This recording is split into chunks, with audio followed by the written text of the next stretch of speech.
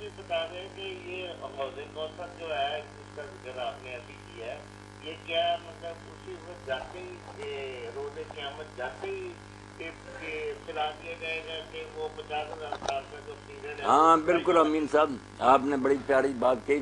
سب سننے والے بھی سننا چاہتے ہیں. میدان حشر ہوگا، سورج جو ہے وہ 1 میل کے فاصلے پر ہوگا. اب اتنے کروڑوں میل ہے تو آگ ہے، جب بالکل اس زمین پھر آگ کی طرح ہوگی، آگ ہی بنی ہوگی، کوئی سایہ نہیں ہوگا، مر رہے ہوں گے لوگ. تو کوثر ہوگا. یہ نبی علیہ السلام کا صرف نہیں ہوگا، سارے نبیوں کا ایک حوض ہوگا.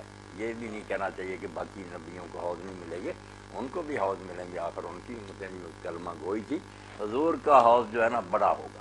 آپ نے فرمایا جیسے اہلا سے عدن ہے نا، پورا عرب کا علاقہ اتنا بڑا میرا حوض ہوگا. آسمان کے ستاروں کی طرح اس میں پیالے ہوں گے، اور دودھ سے زیادہ پیدر شہد سے زیادہ میٹھا اور برف سے زیادہ ٹھنڈا ہوگا.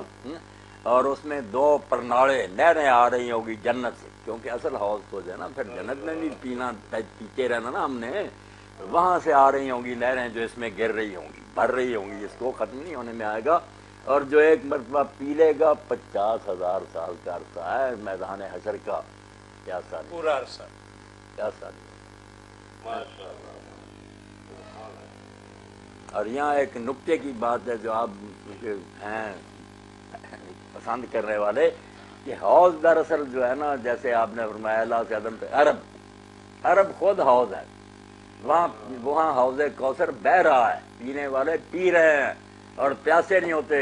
وہ حضور علیہ السلام نے اپنے ممبر پر بیٹھ کر فرمایا تھا کہ میرا ممبر میرے حوض پر ہے. میں مسجد نبی میں جو پلا رہا ہوں قرآن سنت، یہ حوض کا پانی ہے. جو پی لیا جس نے وہ پیاسا نہیں ہوا، پھر گمراہ نہیں ہوا. جنہوں نے بد نصیبوں نے یہاں نہیں پیا، وہاں پھر کیا پئیں گے؟ پہلے یہاں پیالے پئیں قرآن اور ساتھ سنت، کہ انشاءاللہ حوض کوثر. پوری عرب کی زمین کو آپ نے فرمایا کہ حوض کو میں لوٹا رہا ہوں، اور اس وقت میرا ممبر میرے حوض پر ہے.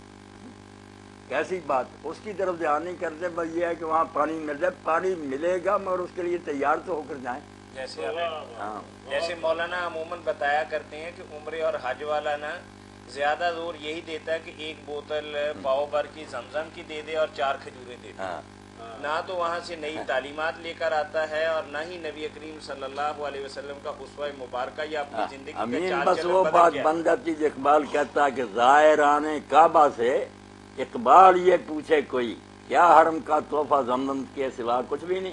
پانی ملا جو تم لے آئے، کوئی ایمان لائے ہو، محبت لائے ہو اللہ رسول کی، اس کا بتاؤ. تم میں ہے ذرا تو ہمارے اندر بھی وہ بھر دو. کھجوریں کھاری، پانی پی لیا. لوگوں کے سامنے لے آئے. بالکل بالکل آپ کے خدام میں شامل کریں. امین صاحب آپ نے جو سوال کیا تھا نا اس دن تھوڑا رہ گیا ہے صاحب، کہ لوگوں نے بھی اس وقت پوچھا کہ اللہ کے رسول علیہ السلام آپ فرماتے ہیں کہ میں قیامت کے دن اپنے امتیوں کو پہچانوں گا، تو آپ جو بعد میں لوگ آئے ہیں ان کو کیسے پہچانیں گے؟ ان کو تو آپ نے دیکھا ہی. تو اللہ کے رسول علیہ السلام نے فرمایا کہ جیسے گھوڑے ہوں نا بہت سے ملے ہوئے، اور ان میں کسی کے 5 کلیان گھوڑے ہیں جن کے پاؤں اور ماتھے سفید ہیں، تو وہ ان نشانوں سے ان کو پہچان لیتا. اسی طرح میری امت کو یہ خاص نشان ملے گا ساری امتوں سے، غرم محجلین من آثار الوضو، کہ وضو کے نشانوں سے ان کے ماتھے اور ہاتھ اور پاؤں چمک رہے ہوں گے. یہ سارے مجمع میں چمک رہے ہوں گے، اس لیے میں نشان سے پہچانتا جاؤں گا کہ میرے امتی ان کے لیے سفارش کروں گا. اب امتیوں کو کم از کم یہ نشان تو اپنے اندر رہنے دینا چاہیے نا کہ وضو کریں، نماز پڑھیں. اگر اس سے بھی گئے گزرے ہو گئے تو پھر کس نشانی سے یہ بد نصیب پہچانے جائیں گے؟ بس آپ نے جو دعا کی ہے وہ ہر امتی کے دل کی صدا ہے کہ اللہ تعالیٰ قیامت کے دن آپ کے ساتھ ہمیں اکٹھا کرے. میں تو یہی کہتا رہتا ہوں کہ آپ کے ہاتھ میں لواء الحمد ہوگا، حمد کا جھنڈا، اس جھنڈے چلے ہم ہوں، اور کوثر ہوگا جو پی لے گا پھر 50,000 سال کے عرصہ میں اس کو پیاس ہی نہیں لگے گی. وہاں سے اللہ تعالیٰ ہمیں پینا نصیب کرے.